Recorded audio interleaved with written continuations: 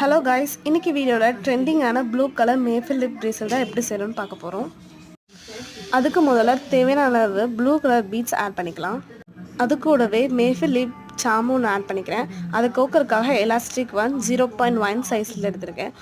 ஒவ்வொரு பீட்ஸாக எலாஸ்டிக்கில் பொறுமையாக கொத்துக்கோங்க.